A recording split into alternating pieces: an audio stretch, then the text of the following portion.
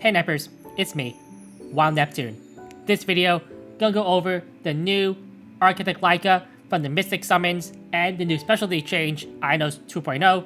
First of all, I want to apologize for this coming out a little bit later than I wanted to. I have been sick recently, so if I'm not as energetic or as vocal as in other videos, that's why. Anyway, thanks for all the support, thanks for watching, and let's get into it. So you have her base stats right here. She's a mage with pretty good speed at 119. Remember, it is Mage Frenzy in World Arena, so she's even faster than that. So really going fast with those twin wing turbines, whatever she has on her back there. Basic mage stats though, good attack, low health, decent defense. She has some crit chance right here. Increased concentration is attack, release is effectiveness. But let's get into her bread and butter, the skills. We will do this in the order as they appear on the video here. So we're skill 2, laying the groundwork. So confirms the target with a 85% 100 with molas chance to each dispel 2 buffs from the enemy and inflict target for 2 turns before granting immunity to the caster for 2 turns and increasing CR by 50%. The soul burn by 20 souls grants the extra turn instead. 2 buff strip is important as it does mean that it goes through both the barrier and immunity, which is not a big deal right now, but it might be, and it would have been in the past. A target debuff on one target though with the strip is not really that impressive, honestly, for full skill. So obviously it's going to combo into another skill, which we will get to right now. And it goes into this skill 3, eliminating the target. Wow, you know it's going to be a big deal when it says eliminating in the name. Anyway, with everything going as planned, increases attack of the caster for 2 turns before attacking all enemies. When the target is not an elite boss monster, damage share effects are ignored. Okay, yeah. When the enemy is inflicted with target, remember S2 targets, penetrates the target's defense by 80%. Damage dealt increases the portion of the caster's speed.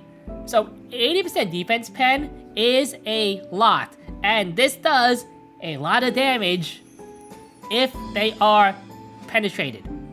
If they are not defense penned or targeted, it does kind of mediocre damage, right? But it's to target down that key enemy unit you want to eliminate, and just wipe them off the face of the battlefield. And then you have the S1, which is simply a basic CR boost of 20%, which could mean something if she was ever in a situation where you had to sustain a little bit, but I don't really feel like that's going to come up too much in the compositions that she's in. So what are some strengths, weaknesses, and use cases I can see her being used in right now?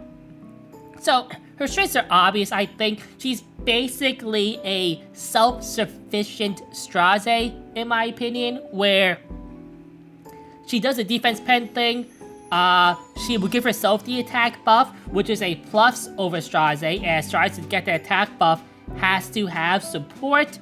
The downside though is that she requires that target debuff, and that target debuff, hey, ER is a thing, 15% are a thing. There are fights you're just gonna lose because of the 15%. Now, she is faster than Straze, and she can take that first turn more readily than him, and again, she gets the attack buff too, so her potential to do an immediate gut punch to the enemy is there. But you are gonna lose some fights just because you don't get the debuff off. She also doesn't have the same staying power as Straze does in a battle. Just say Straze, maybe he doesn't kill with the S3, as sometimes when he uses against me, and Straze is a unit as a slower player that I struggle to deal with sometimes, but sometimes they're built in a way where they don't kill anything, right? But he still has that S2 wraparound that can, maybe finish the deal a little bit there. Also, Laika's S3 can be countered, which is a significant deal, as Straze's can't be counted on the S3. I definitely feel is one of those things that helps him be used in a few more situations where he might not be the safest pick all of the time. Besides that, she's a mage, so she can carry her book by herself, but also she has no real defensive capabilities at all, which is, I guess, kind of a downside, but in the type of fights and composition she's going to be used in, I don't really know if that matters too much. So I definitely feel like she'll be used in cleave or hyper aggro type compositions. She can also be used in regular compositions against players who are trying to tank down to try to maybe get rid of those pesky units that you really don't want to deal with right away. She could definitely be an issue if she's paired with Straze, as in, hey, you have multiple units with, low attack and maybe higher HP, you just want to get rid of quickly, draft these two together, and pick your poison type deal. Maybe this will work, maybe it won't. I'm not really sure. Is that really a style that I play quite a bit? But I can definitely see it being a problem for tank down players or more defensive standard players in the meta right now. And the big question, should you pull for Architect Laika? Well, that's a decision only you can make. If you're a slow player, you probably want to wait for the next rotation reveal to decide. If you're a cleave or a aggro player, maybe. I don't know quite off the top of my head if she's going to replace other cleave units, as there are other openers that are just more consistent than she is. But she does offer that immediate punch, which can be difficult to deal with. And I definitely feel like her target damage is high enough where some players who have good gear will be able to give her some effectiveness to cover some of those like 100 ER type units that you see popping up here and there. Anyway, those are my thoughts on Architect Laika. And coming up right now, Ainos 2.0. Okay, we have Ainos 2.0 here. These are his stats. I know it's kind of hard to see it with this little blurb here, but the important thing here is 112 speed with the SC and the rune increase and everything like that. So let's go into her, find it here, her S3 enhanced. I'll just read the enhanced version right here. So, throws an enhanced 5-power cube before exploding it to attack all enemies, recovers health of all allies, and increases attack and speed for 2 turns. I know this is worded weirdly, but it is a team-wide attack and speed increase for 2 turns. Amount recovered increases in proportion to the target's max health, cannot trigger a counter attack, which I think is fine on a Soul Weaver. Going into her runes, we have her basic stat runes, so defense, health, and speed increases, all well and good. And now we have some other runes here. So Earth Rune increases the effectiveness of dark allies by 5%, which is kind of meaningless. If you had the ER to cover the effectiveness to cover the ER, this 5%, what is it doing? If you have no effectiveness, this 5%, what is it doing? And if they have no ER, what is this doing? It is so insignificant. It might as well not be there. Like, it is technically a positive effect. Now, do I think they should have increased this to like 20%? Probably no. Like, I'm so tired of units just getting free effectiveness when I think that it is so overpowered when you compare it to the stat that is competed against, which is ER, which is kind of a jank stat because of, ignore ER soul burns and stuff like that, right? So I would have just changed this to something completely different. But anyway, the second one is more interesting here, and it is Harvest Rune. So she gains 5 souls per Dark Element ally up to 3 units. This does include herself, so herself plus 2 other Dark units means 15 souls right off the bat. And you know, this could lead to some interesting situations here. Like, hey, maybe I'm Spectre Nervia and another dark unit, and now the enemy has to think about, hey, what am I doing against 40 souls, right? Or let's say they have, you know, I don't know, a Remnant Violet or something like that, or and another book user, or a Operator Sigrid. I don't know, like there are just a lot of situations that something like just having these 3 souls can open up a lot of interesting drafting opportunities and counterplay and stuff like that. Where now is the restriction of having to draft 2 other dark units and of course Ainos gonna be too much? I don't know, but I am excited to see how this pans out. And she gives herself an effectiveness resist boost for 2 turns. I think this is going to be the buff, so it's 50% for the buff. You are going to want to have more ER than this if you want to resist anything, really. But it does give her a pretty nice head start, especially because she is a 3-star at the end of the day. She also has her skill tree runes.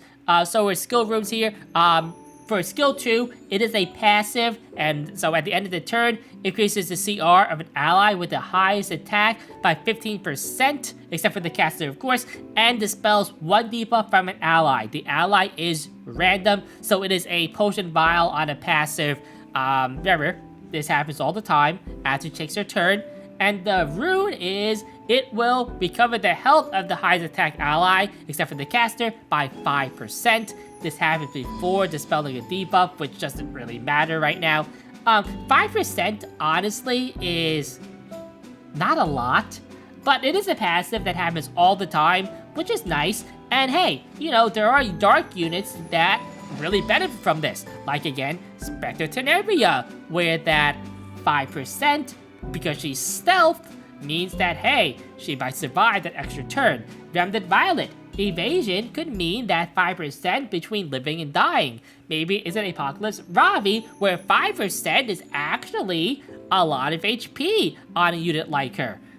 Maybe it's, I don't know, Closer Charles for some reason, because he has that evasion buff too, and that 5% could mean things. So there are, you know, 5% doesn't sound like a lot, because it's not, but it doesn't mean that it's a meaningless boost. And then you have also one for her S3, which is enhanced 5-power cube, where she gains a 20% chance to increase the attack buff duration for Dark Element allies to 3 turns. You know, this is nice to have. I kind of feel like it's win more a little bit, because let's face it, if you go through 2 turns with your whole Dark units having this attack buff, you're in a pretty good spot. So the 3rd turn is like, you know, it's kind of, hey, like, he's already dead type deal. Now, do I think this could be a Gab instead for 20%? I feel like that would be maybe too good. It's just hard to bounce around, right? I feel like right now it kind of doesn't matter. But if you make this too strong, it definitely feels kind of bad. It's like the Wall of Order type deal, where, hey, when it goes off, it's amazing, but when it doesn't, you basically have a worthless artifact.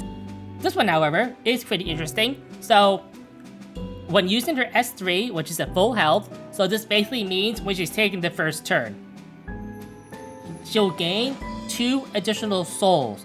Her S3 already gives 3 souls, so as you can see here, 2 plus 3 plus 15 is 20, quick maths. Which means that, as she takes a turn, let's say you have a book holder, 40 souls right there.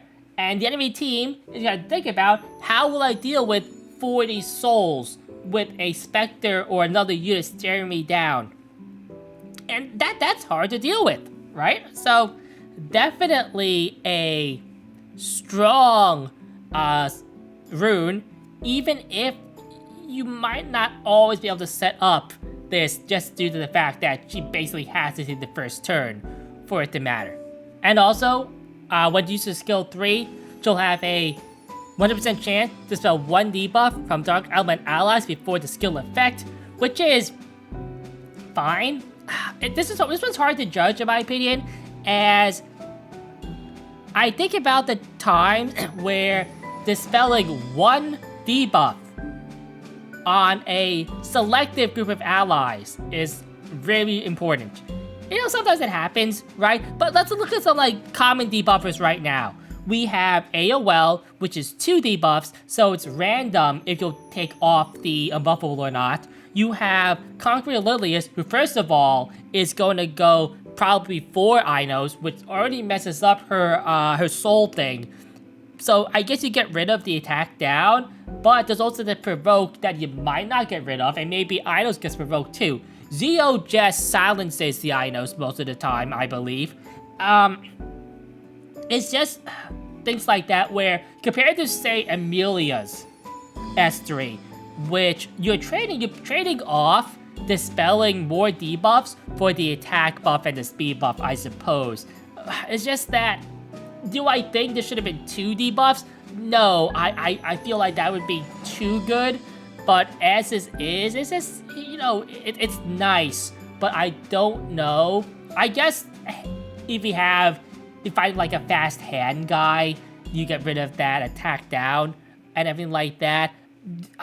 I'm not sure if Ainos teams are going to be able to cycle through enough times where you actually get to use this a second time and maybe have that value from there. There's also the fact that it only works on Dark Element allies. So where do I see Ainos being used, and should you build her?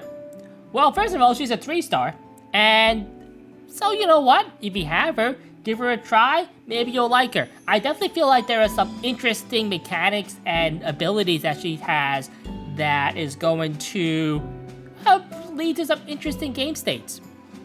Now, regular Ainos has always been used in aggressive or cleave comps. Kind of like as a jank option, honestly. I mean, she's a 3-star with no SC, so she can only do so much. But maybe with the SC, she'll have some new life. I'm excited to try it out in some cases, and I'm not even that much of an aggressive player. I just want to see how she works with the units that I have. Now, is the restriction for the dark units going to be too much? Remember, traditionally, units that are required to have like specific types of units with them at the same time have never really panned out that well in the game. So, is Ainos strong enough to break this mold? Honestly, I don't think so. I still think that she will be somewhat of a fun pick more than a meta pick, but that's just from past experience and looking at, you know, the past history of the game. But again, 3-star, little investment necessary. Have the runes, go for it, have fun. Anyway, thanks for watching. I'm Wild Neptune. It's been a good one. Nep out.